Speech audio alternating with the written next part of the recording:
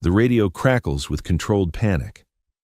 We are combat ineffective. 3 urgent surgical, 2 routine. Cannot move without taking casualties. Enemy has us zeroed in every position. Lieutenant Commander Jake Morrison presses himself flat behind a mud wall that's disintegrating under sustained PKM machine gun fire. His SEAL team has been pinned in this Afghan compound for 40 minutes, ammunition running critical, casualties mounting, and the enemy keeps pouring in more fighters like they have got an endless supply. The QRF can't reach them. Enemy positions control every approach. Air support is 20 minutes out. They don't have 20 minutes. The sniper overwatching from the ridge went silent 10 minutes ago. Status unknown, probably dead. They're out of options and out of time. That's when Morrison hears something that doesn't fit the chaos. A different weapon signature. Not the sharp crack of AK-47s or the hammering of machine guns. This is rhythmic, measured, deliberate. A semi-automatic precision rifle firing in controlled cadence from somewhere high and distant, and with each report, an enemy position falls silent. The SEAL next to Morrison, Petty Officer Chen, risks a glance over the crumbling wall. "Sir, the machine gun nest on the eastern ridge just went dark. So did the RPG team on the roof. And that sniper who's been hammering us from the tower, he just disappeared." Morrison doesn't understand what's happening, but he knows opportunity when he hears it. "All elements, prepare to move on my command. Someone just gave us a window." Before we reveal who's eliminating an entire enemy force with precision so perfect it seems impossible, drop a comment telling us where you're watching from and hit subscribe. Because what happened next wasn't just marksmanship. It was a masterclass in how one shooter with the right weapon and absolute determination can change the outcome of a battle everyone thought was already lost. Staff Sergeant Monica Blake had been watching the SEAL team's situation deteriorate for 37 minutes from her position 800 meters away on the opposite ridgeline. She'd seen them get ambushed moving through the compound, watched them take casualties trying to establish defensive positions, counted the enemy fighters flowing into the area like water finding cracks. Her original mission was simple: provide overwatch for the SEAL element conducting a high-value target raid in the valley below. She was supposed to observe, report threats, maybe take a few precision shots if absolutely necessary. Standard supporting role for a sniper attached to a SEAL operation. But 30 minutes ago, her spotter, Corporal Davis, took a round through the shoulder from an enemy sniper who'd located their hide. Davis was stable but combat ineffective, bleeding controlled but unable to continue the mission. The team medic was with the SEALs getting shredded in the compound, and the enemy was systematically destroying Morrison's team.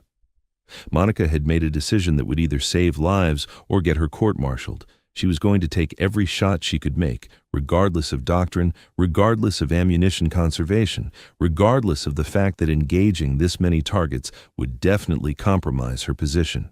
Her weapon was a SR-25 semi-automatic sniper rifle chambered in 7.62 by 51mm NATO, not the bolt-action long-range precision rifle most snipers carried.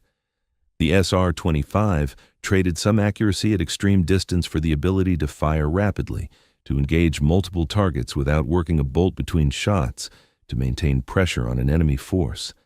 At 800 meters, it was well within the weapon's effective range, and Monica Blake was very, very good at putting rounds exactly where she wanted them.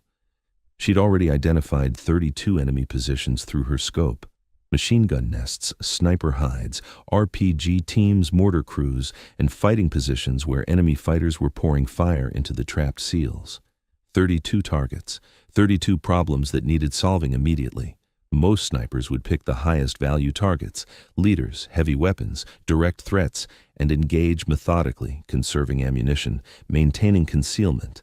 Monica was about to do something different. She was going to work through every single target she could acquire as fast as she could shoot accurately, and she was going to keep shooting until either the enemy was destroyed or she ran out of ammunition.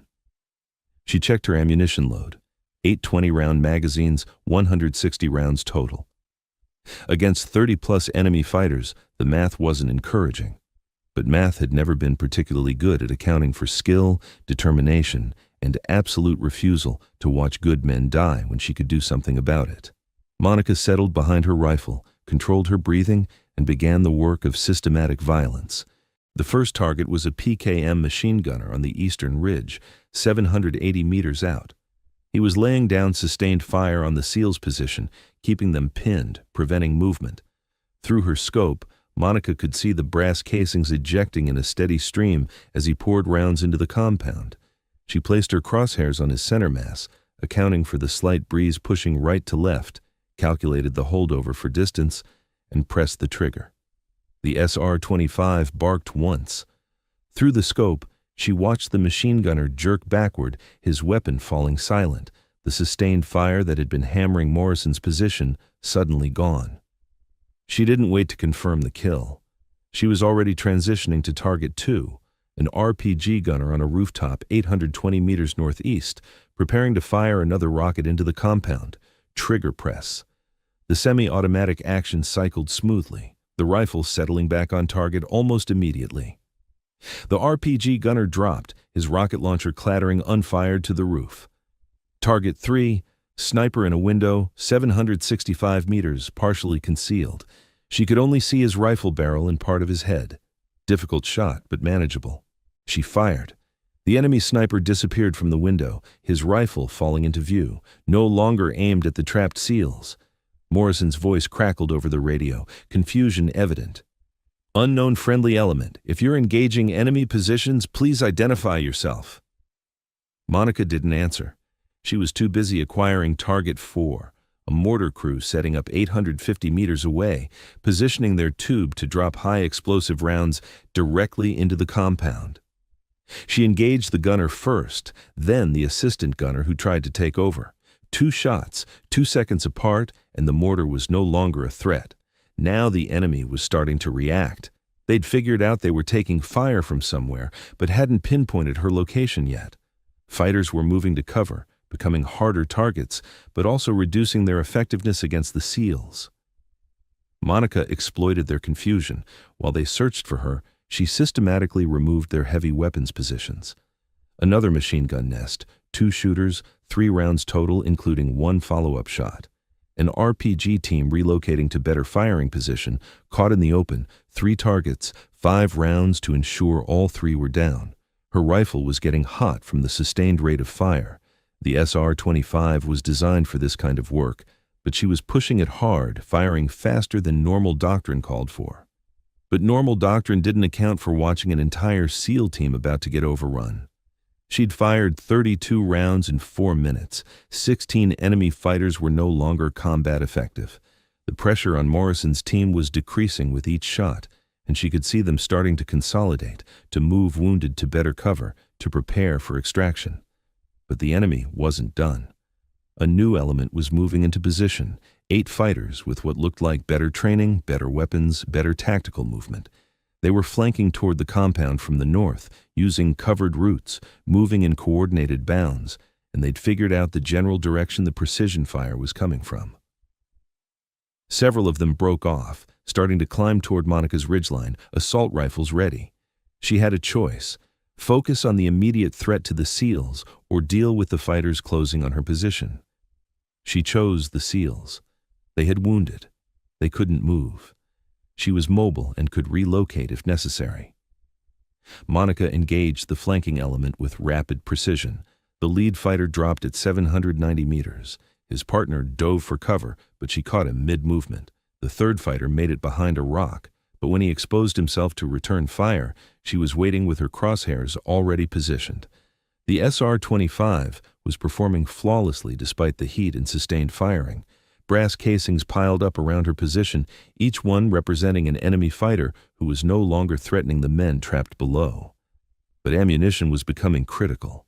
She'd burned through 5 magazines, 100 rounds, 3 magazines left, 60 rounds, and there were still at least 10 to 12 enemy fighters actively engaging the SEALs, plus the unknown number climbing toward her position. Monica made another tactical decision. She couldn't save every round. She had to keep shooting as long as there were targets threatening Morrison's team.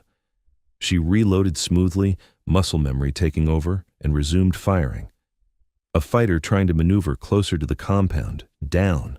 Another machine gunner setting up in a new position, eliminated before he could fire a burst. An enemy officer trying to coordinate the assault from behind cover, found the cover inadequate when Monica's 7.62 millimeter round punched through the mud brick he was hiding behind. The enemy assault was collapsing. Not because they were cowards. These were experienced fighters who'd been winning the battle 5 minutes ago, but they couldn't fight what they couldn't see, couldn't suppress a threat they couldn't locate, couldn't advance when their leaders and heavy weapons kept disappearing under precision fire from 800 meters away. Morrison's team exploited the breathing room. The SEALs began returning organized fire, no longer just defending, but actively clearing threats.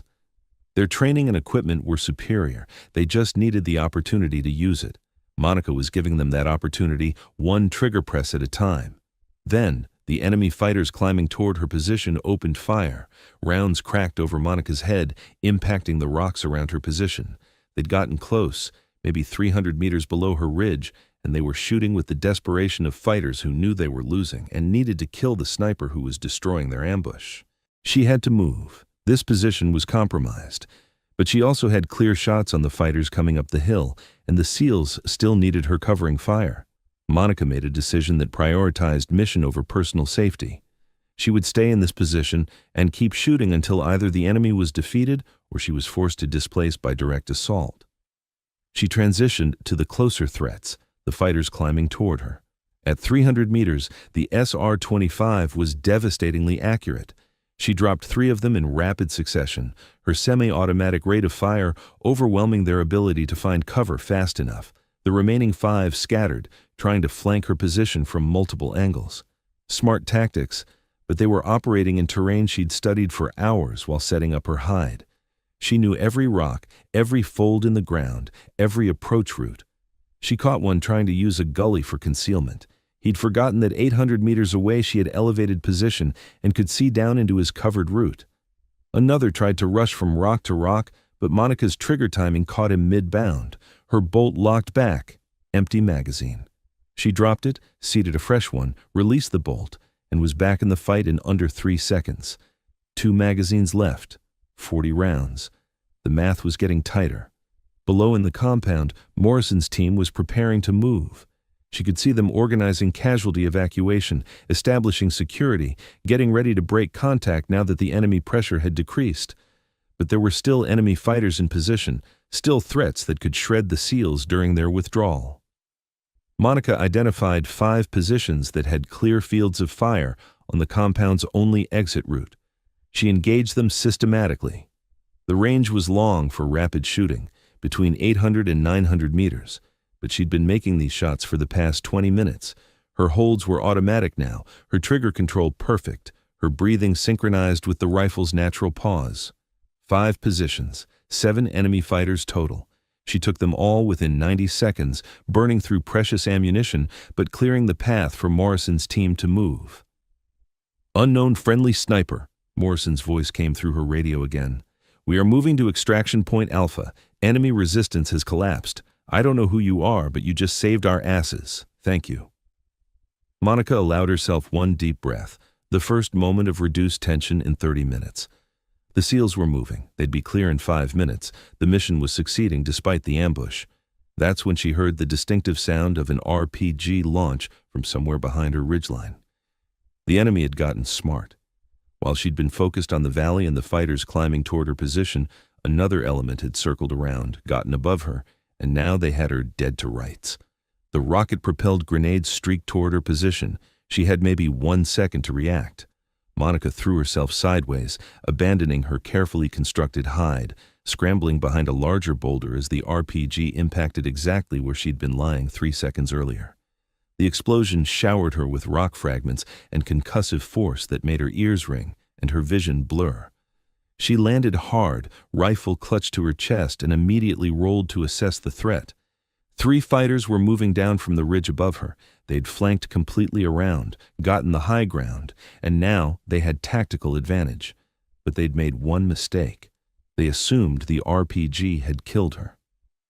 Monica came up behind the boulder with her SR-25 already shouldered. At 50 meters, the semi-automatic rifle was a devastating close-quarters weapon. She engaged all 3 fighters in under 4 seconds, close-range shooting where precision mattered less than speed and aggression. All 3 dropped. The closest one had been raising his AK-47 when Monica's round took him in the chest. His companions never got a shot off. Her magazine was empty again. Last mag, 20 rounds, and she could hear more voices. The enemy wasn't done. They were still hunting her, and her position was completely compromised. Monica made the hardest decision of the engagement. She had to displace immediately or risk being overrun. The SEALs were clear. They were moving to extraction. Her mission of protecting them was essentially complete. She could withdraw, evade the remaining enemy fighters, and survive. But as she started to move, her radio crackled again. Not Morrison this time. Different voice, younger, stressed. "Any station, this is Rescue 6-1. We are inbound to extract Morrison's team, but we are taking heavy fire from enemy positions on the ridge.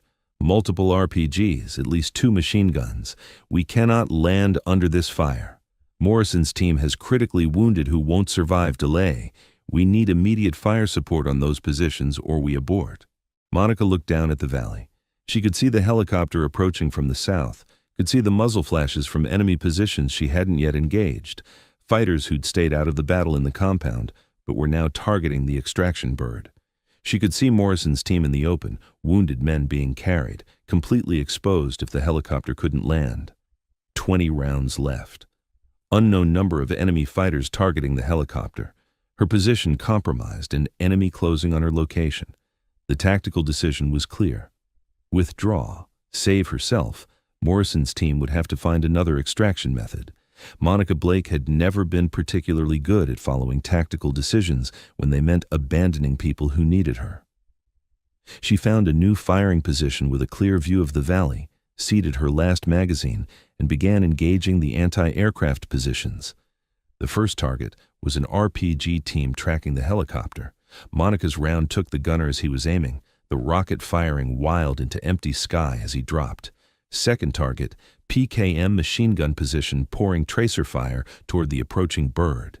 She put 3 rounds into the position, gunner, assistant gunner, and ammunition bearer who tried to take over the weapon. The helicopter pilot's voice. "Receiving effective fire support. Enemy position suppressing. We are going in." Monica kept shooting. Another RPG team. Eliminated.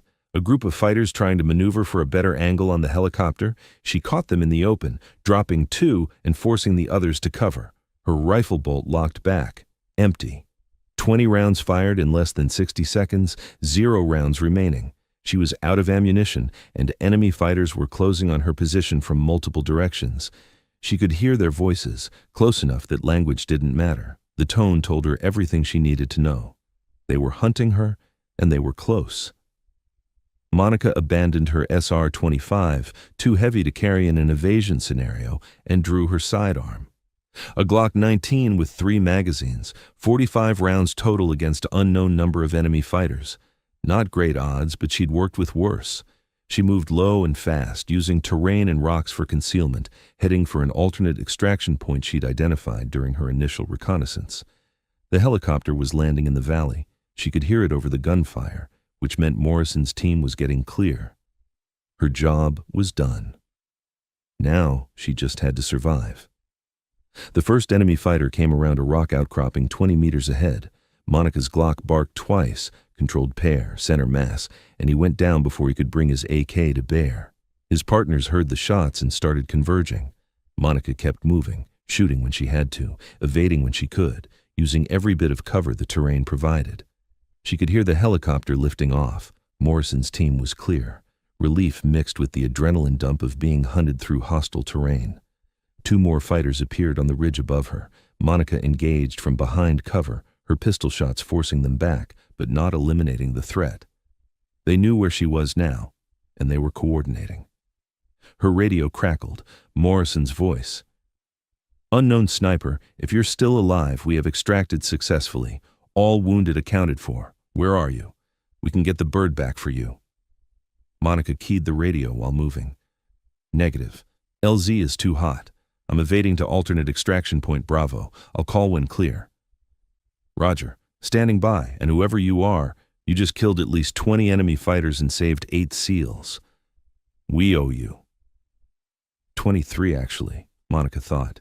She'd been counting. She reached a position where the ridge dropped sharply into a wadi, a dried riverbed that would give her concealed movement away from the enemy concentration. It was a calculated risk.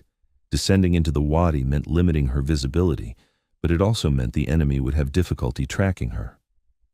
She slid down the rocky slope, controlling her descent, rocks skittering under her boots. Behind her, she could hear the enemy fighters shouting, coordinating their search.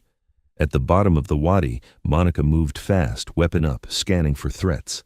The dried riverbed wound through the terrain for nearly a kilometer before opening into an area where helicopter extraction was feasible. She'd covered maybe 300 meters when figures appeared ahead, 3 fighters who'd anticipated her route and set up an ambush. They opened fire simultaneously. Rounds cracked past Monica's head as she dove for cover behind a boulder, returning fire as she moved. Her first shot hit one fighter in the leg, spinning him. Her second and third shots caught another in the chest. The third fighter had good cover and was shooting with disciplined precision. Rounds impacted around Monica's position, chips of rock stinging her face, the heavy crack of AK fire echoing through the narrow wadi. She was pinned. Limited ammunition, enemy behind her closing in, enemy ahead with her trapped between them. Monica checked her pistol, 1 magazine in the weapon, 2 spares remaining, maybe 30 rounds total. Not enough for a sustained firefight against multiple opponents. She keyed her radio. Morrison, I am pinned in wadi 500 meters north of compound. Multiple hostiles, ammunition critical. I need fire support or extraction, preferably both. Morrison's response was immediate. Roger, we are turning the bird around. Apache gunship is 60 seconds out. Can you mark your position?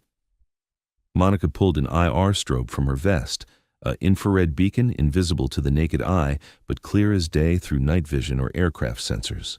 She activated it and placed it on a rock behind her position. Strobe is active. Enemy is north of my position, approximately 50 meters.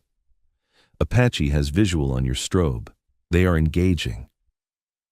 The AH-64 Apache attack helicopter came in low and fast, its 30mm chain gun already spinning up. The pilot had identified the enemy fighters through thermal imaging and weapon sensors, and he was bringing overwhelming firepower to solve Monica's problem. The chain gun erupted with a sound, like the world's angriest buzzsaw. High explosive rounds tore into the wadi ahead of Monica's position, shredding the rock where the enemy fighters had been positioned. The effect was immediate and devastating. The enemy fire stopped abruptly, replaced by the echo of the Apache's guns and the sound of debris raining down. Targets destroyed, the Apache pilot reported. You're clear to move north. Extraction bird is inbound 30 seconds. Monica didn't waste time. She sprinted through the wadi, weapon up, moving toward the sound of approaching rotors. Behind her, she could hear the Apache engaging remaining enemy fighters who'd been pursuing through the ridgeline, buying her precious seconds with each burst of its gun. The Black Hawk helicopter appeared over the ridge, already descending into the wadi despite the difficult terrain and limited clearance. The pilots were pushing the aircraft's capabilities to get to her. She reached the extraction point just as the wheels touched down. The crew chief was hanging out the door, weapon ready, providing security. Morrison himself was there, reaching down to pull her aboard even as the helicopter was lifting off. Go, go, go! The pilot shouted, pulling collective and increasing power. The Black Hawk clawed for altitude, rising out of the wadi while the Apache continued to suppress enemy positions. Monica collapsed onto the deck, breathing hard, adrenaline finally catching up with her. Morrison was staring at her with an expression somewhere between disbelief and profound respect. You're the sniper? You took out 20+ enemy fighters by yourself? Monica managed a tired smile. 23 confirmed. Maybe a few more I didn't verify. And I had help. She gestured toward Corporal Davis, who was lying on the opposite side of the helicopter with his shoulder bandaged, grinning despite the pain. She spotted me the first 10, Davis said, then took a round and I had to work alone. Morrison shook his head slowly. 23 targets at 800 meters, semi-auto rifle, under fire, while protecting my entire team. He extended his hand. I'm Jake Morrison, and I need to know who the hell you are. Staff Sergeant Monica Blake, 2nd Ranger Battalion, attached to SOCOM for sniper support operations. Blake. Morrison tested the name. Yeah, that name is going in my after-action report with a strong recommendation for whatever medal they give for saving 8 SEALs from getting overrun while simultaneously engaging 30 enemy fighters solo. One of the wounded SEALs, his leg wrapped in blood-soaked bandages, spoke up from where the medic was working on him. That's called a Medal of Honor, sir, for conspicuous gallantry and intrepidity at the risk of life above and beyond the call of duty. Monica waved that off. Just doing my job. You were in trouble. I had the position and the weapon to help. Pretty simple math. Simple math. Morrison laughed, but there was no humor in it, just exhausted respect.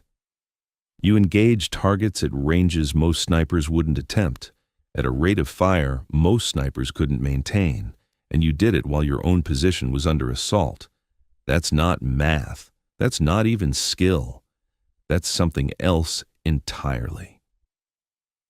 The helicopter banked toward the forward operating base, the Apache escorting them. The crisis passed. Below, the battlefield was quiet.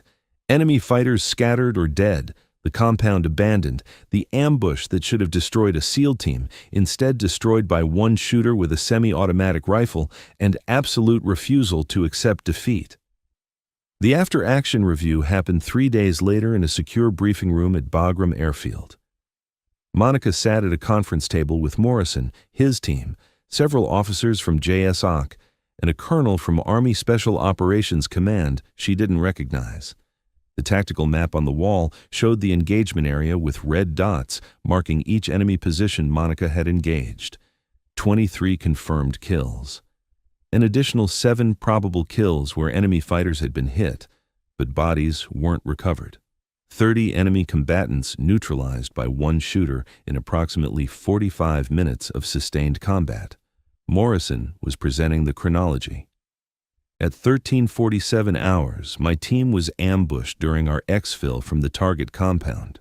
We immediately took casualties, 3 wounded in the first 60 seconds. Enemy fire was coming from prepared positions in 3 directions. We were pinned with no cover and diminishing ammunition. He clicked to the next slide showing the timeline. At 13:52, Staff Sergeant Blake began engaging enemy positions from her overwatch location 800 meters distant. Over the next 30 minutes, she systematically eliminated enemy machine gun positions, sniper hides, RPG teams, and mortar crews that were destroying my team. The colonel from SOCOM leaned forward. Staff Sergeant Blake, your official role was observation and limited precision fire support. What made you decide to engage at this scale? Monica met his gaze directly.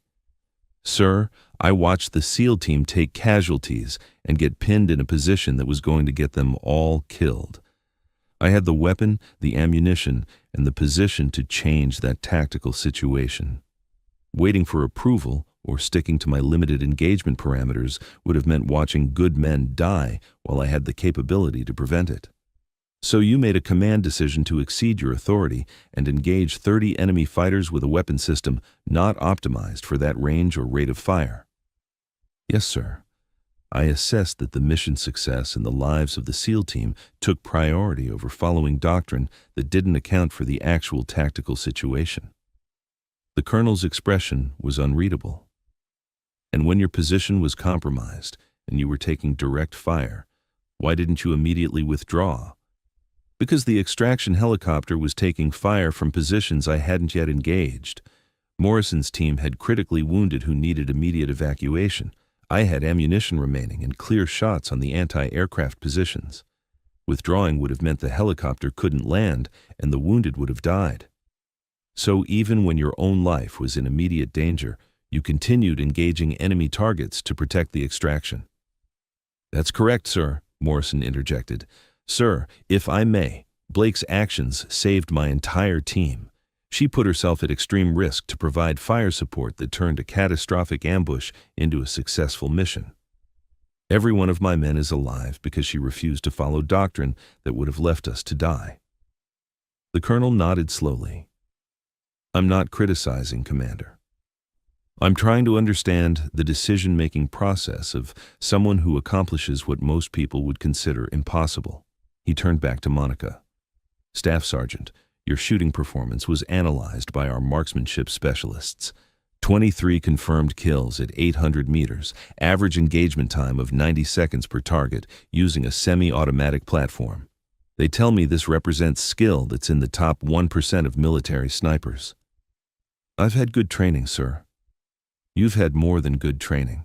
Your file shows you're a distinguished expert in rifle marksmanship. You've completed Army Sniper School, Advanced Urban Sniper Course, and 3 combat deployments. But what's not in your file is where you learned to shoot like this. Monica hesitated, then decided truth was the best option. My father was a competitive long-range shooter, sir. I grew up shooting 1,000-yard competitions. When I joined the Army, I already had fundamentals that most people take years to develop. Military training refined those skills and taught me to apply them in combat situations. And the decision-making? The ability to stay calm while engaging multiple targets under fire while your own position is being attacked? That's just training and experience, sir. You drill enough scenarios, practice enough stress shoots, deploy enough times. Eventually, you develop the ability to compartmentalize the fear and focus on the technical problem. Each target was just a problem that needed solving. I solved them in order of priority. The room was quiet for a moment. Then the colonel stood. Staff Sergeant Blake, I want to thank you for your service and your exceptional performance under circumstances that would have broken most soldiers. Your actions saved American lives and destroyed an enemy force that had been operating successfully in that area for months. He pulled a folder from his briefcase. I'm also here to offer you an opportunity. JSOC is developing a specialized unit that combines intelligence collection with direct action capabilities. We need personnel who can operate independently, make command decisions in fluid situations, and accomplish missions that conventional doctrine doesn't cover. Your performance in this engagement suggests you're exactly the kind of operator we're looking for. Monica glanced at Morrison, who was watching with interest. What kind of unit, sir? The kind that doesn't officially exist. The kind that works problems other people can't solve. The kind that needs people who think like you do. Mission first, doctrine second, results always. He slid the folder across the table. Read this when you have privacy. If you're interested, there's a phone number. The training is brutal, the missions are dangerous, and you'll never be able to talk about what you do. But you'll be working with the best, and you'll be making a difference in ways conventional forces can't. After the colonel left, Morrison approached Monica with a grin. So you're a secret badass who just happens to be assigned to boring observation missions? I'm a sniper who got attached to SEAL operations because someone thought I could contribute. Turns out they were right. Blake, you didn't just contribute. You saved my entire team while fighting off 30 enemy combatants by yourself. The guys are calling you the gunfighter now. They want to know when you're available for more operations. Monica smiled. Tell them I'm considering a career change, but I appreciate the respect. You've earned more than respect. You've earned a place in SEAL team history as the Army sniper who refuses to quit no matter how bad the odds. Morrison extended his hand. If you ever need anything, and I mean anything, you call me. My team owes you our lives. That's a debt we don't forget. 6 months later, Monica Blake was running through an obstacle course designed to break candidates who didn't have the right combination of intelligence, physical capability, and psychological resilience. She was one of 2 women in a class of 30, and the only candidate who'd been recruited specifically because she'd accomplished something the selection cadre considered tactically impossible. The instructor watching her complete a precision shooting evolution under stress made a note in his evaluation book. Blake. Exceptional skills confirmed. Recommended for advanced placement. Candidate has already proven she can accomplish the impossible when it matters. Just needs to learn our specific methodologies. Years later, when instructors taught advanced precision marksmanship, they used the case study of Staff Sergeant Monica Blake, who engaged 23 enemy fighters at 800 meters in 45 minutes using a semi-automatic rifle while her own position was under assault. The lesson wasn't about the technical aspects of long-range shooting, though those were impressive. The lesson was about making the hard choice to act when conventional wisdom said to wait, about refusing to accept defeat when accepting would be easier, about understanding that sometimes one person with the right skills and absolute determination can change the outcome of a battle everyone else has already written off as lost. And most importantly, about the reality that the most dangerous operator in the fight might be the one everyone underestimated right up until she started dropping enemy targets at ranges they didn't think were possible while under fire from multiple directions. Because Staff Sergeant Monica Blake proved something that day on that Afghan ridgeline. When someone's life depends on you, impossible becomes irrelevant. You find the skill, you take the shot, and you keep shooting until either the threat is destroyed or you're out of ammunition. And sometimes 20 rounds is exactly enough to change everything. Thank you for watching. Subscribe to hear more powerful stories of brave women in uniform.